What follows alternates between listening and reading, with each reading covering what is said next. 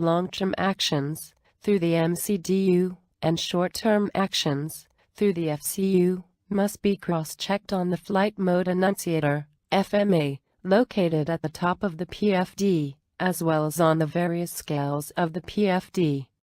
The guidance mode engagement arm status and their associated guidance targets are provided on the FMA and PFD scales: speed, heading, altitude.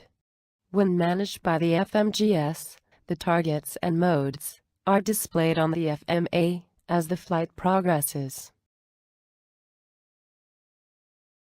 Let's discuss the FMA in more detail.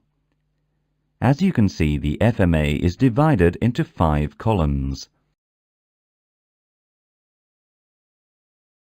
The first column is dedicated to thrust. This is where the auto-thrust modes appear. The second one displays the vertical modes of the autopilots and flight directors. The third one displays the lateral modes of the autopilots and flight directors. The fourth one gives the approach capability of the auto flight system and the DH or MDA.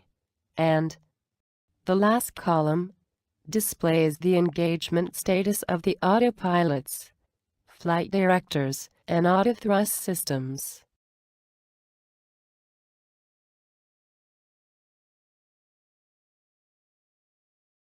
In certain cases, the second and third columns are combined to display a single autopilot flight director mode, which is common laterally and vertically. These modes are common modes for approach, which means that they are closely linked together. You will study all the modes in later modules.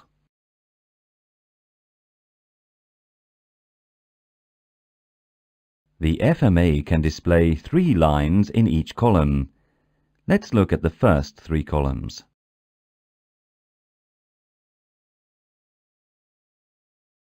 The first line shows the engaged modes for the flight guidance system. In our example, the speed mode is engaged for the autothrust.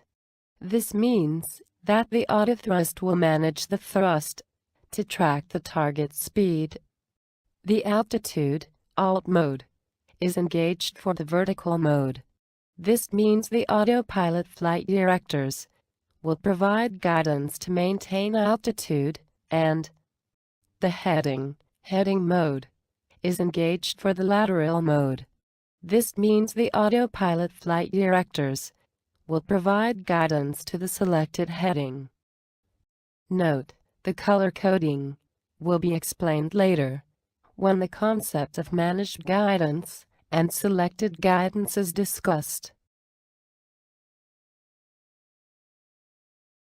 The second line shows armed modes for the flight guidance system. In the example shown, GS and LOC in blue indicate that glide slope and localizer capture modes are armed.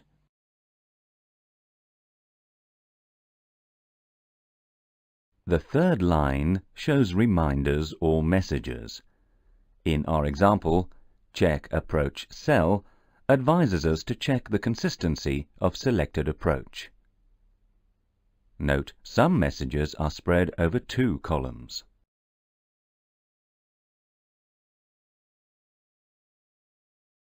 When any mode changes on the FMA, it is boxed for a few seconds to draw the pilot's attention to this new status. In our example, the aircraft is intercepting the localizer.